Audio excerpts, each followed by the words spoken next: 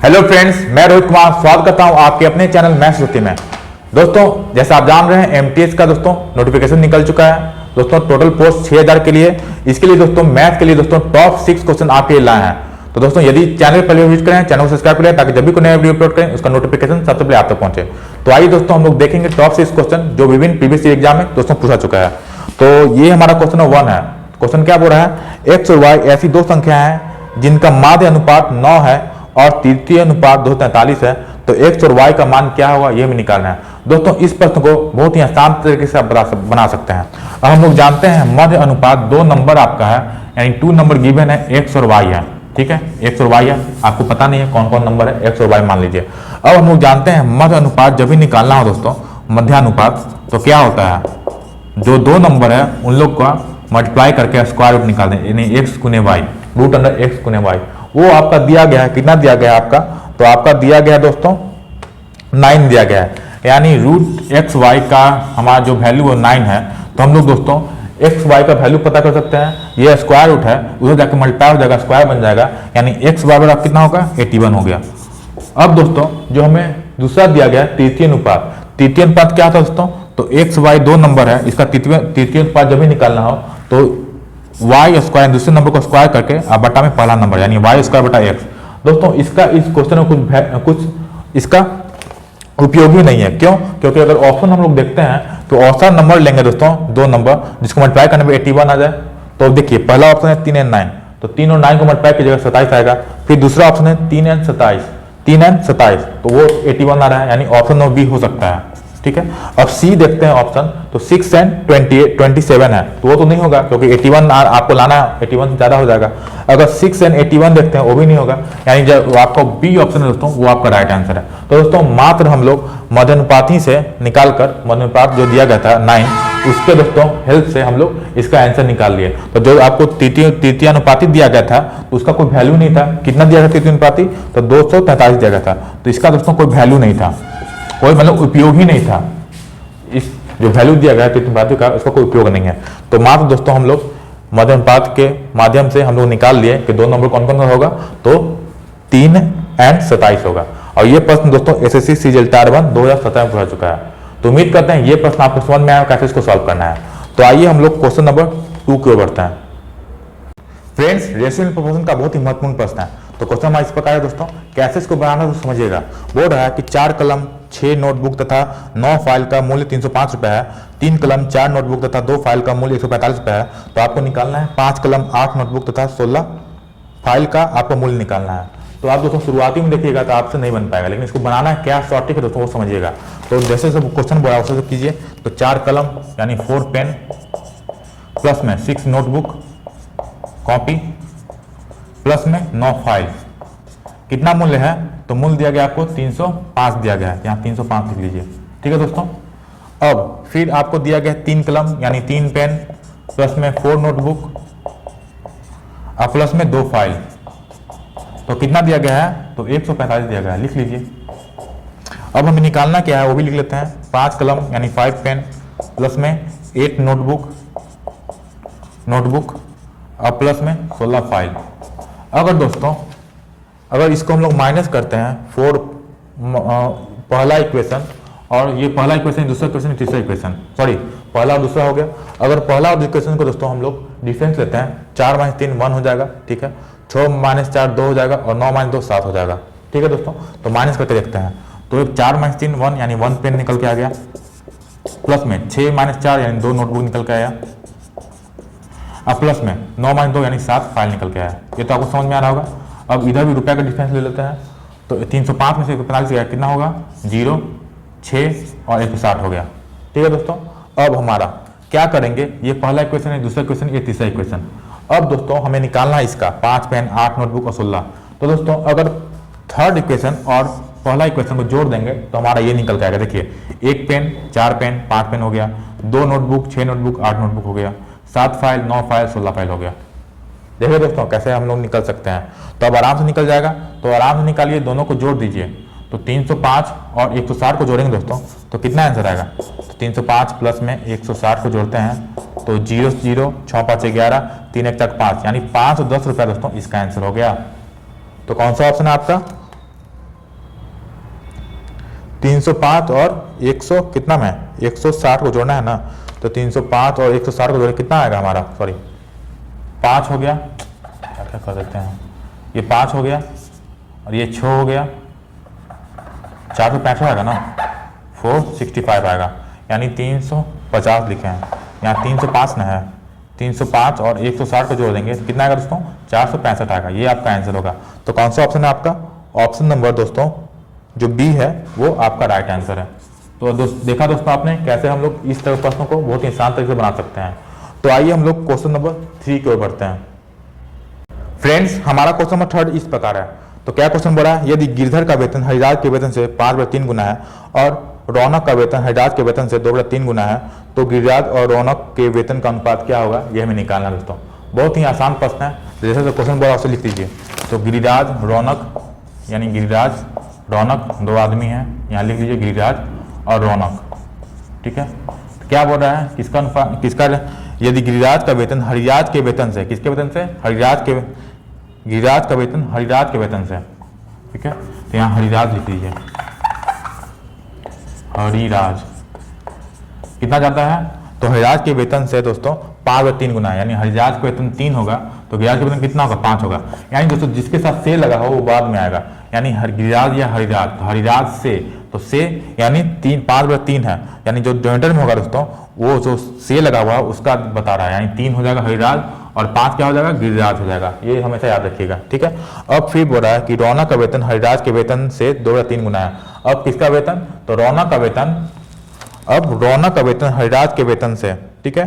तो रौनक का वेतन क्या है दोस्तों, हरिराज के वेतन से 2/3 गुना है। तो यहाँ रौनक लिख दीजिए, रौनक।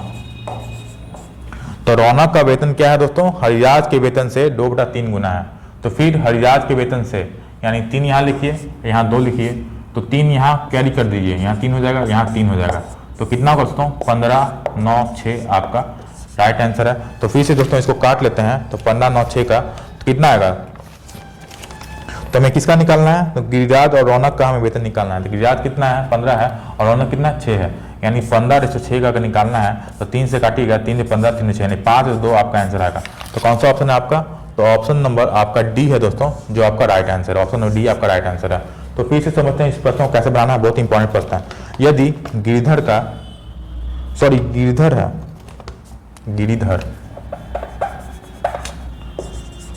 गिरिधर का वेतन हरिराज के वेतन से 5/3 गुना है। किससे, हरिराज के वेतन से 5/3 गुना है, यानी 3 अगर हरिराज रहेगा तो गिरिधर कितना रहेगा, 5 रहेगा। अब क्वेश्चन में बोल रहा है तो रौनक का वेतन हरिराज के वेतन से 2/3 गुना है। अब रौनक का वेतन कितना है, तो हरिराज के वेतन से कितना गुना है, तो 2/3 गुना है, यानी हरिराज का वेतन कितना होगा, 3 होगा, तो रौनक का वेतन कितना होगा, 2 होगा। तो दोस्तों 3 यहाँ खाली था और यहाँ खाली था, तो शिफ्टिंग मेथड दोस्तों जानते हैं आप, 3 यहाँ हुआ तो 3 को शिफ्ट कर देते हैं और 3 यहाँ, 3 को यहाँ शिफ्ट कर दिए। ये दोस्तों एक शॉर्ट ट्रिक है बनाने का आपका रेशन प्रोपोर्शन क्वेश्चन का।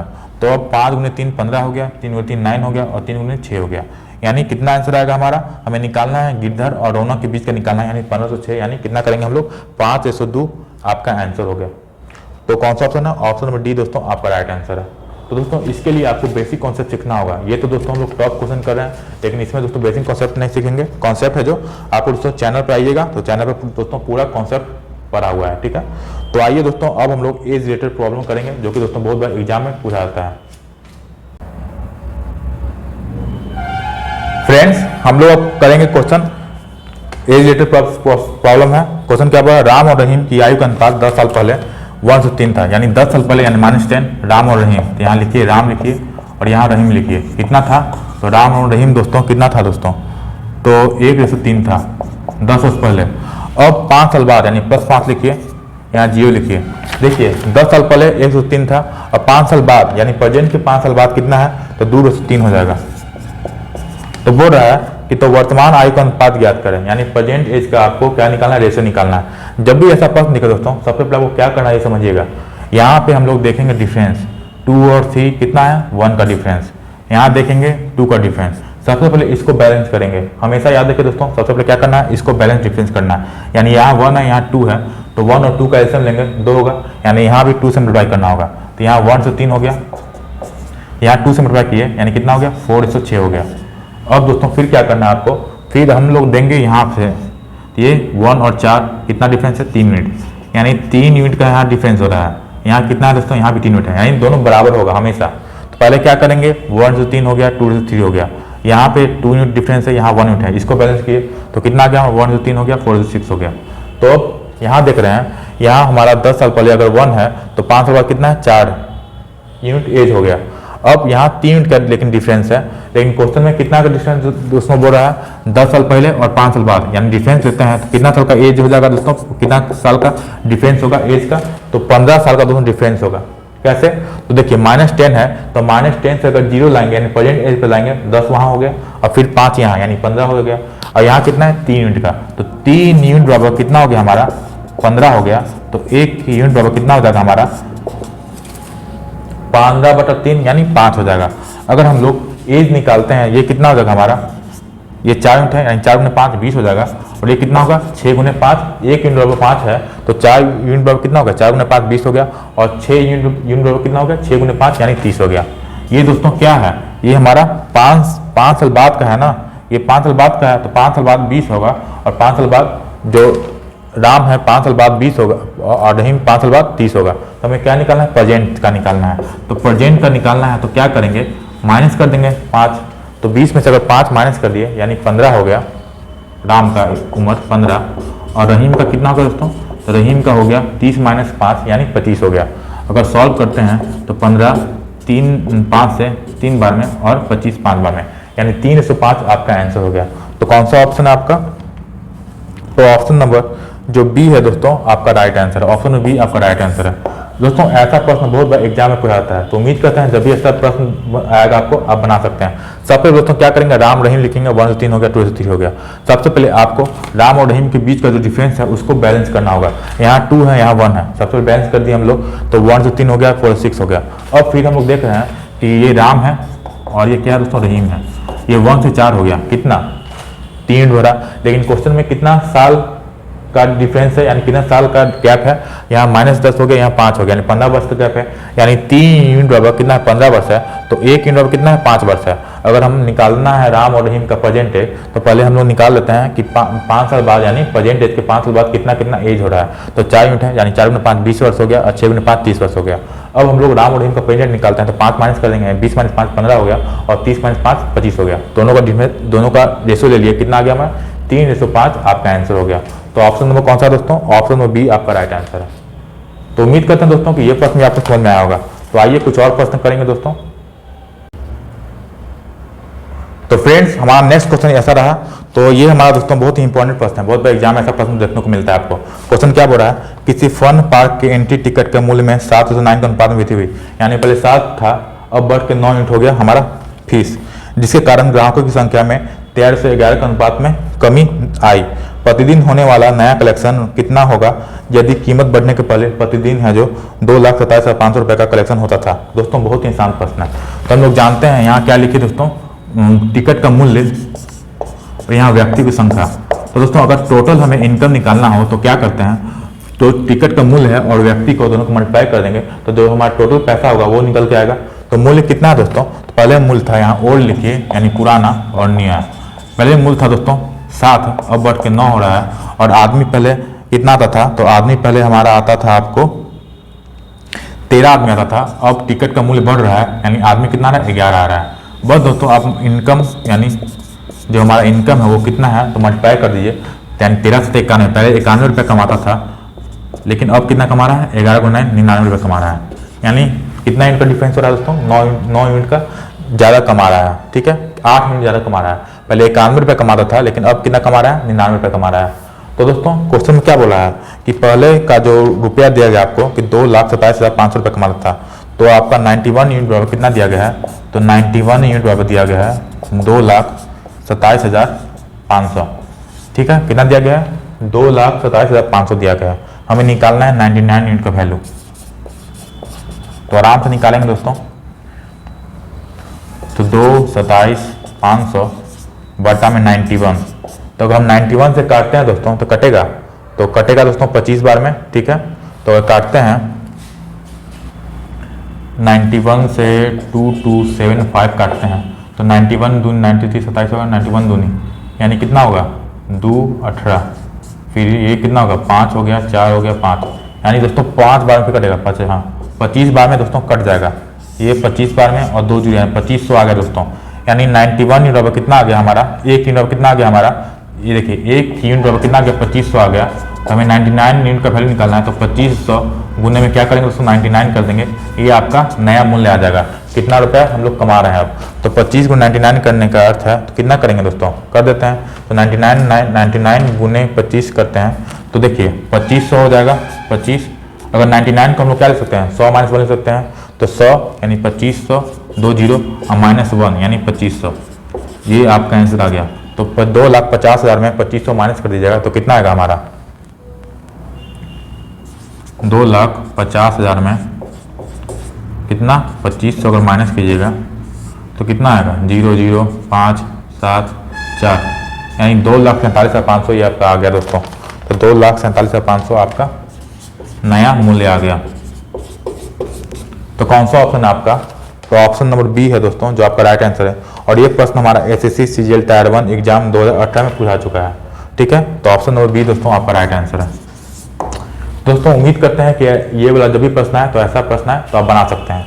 तो आइए हम लोग अब नेक्स्ट क्वेश्चन जो इस सेशन का लास्ट प्रश्न होगा सॉल्व करते हैं।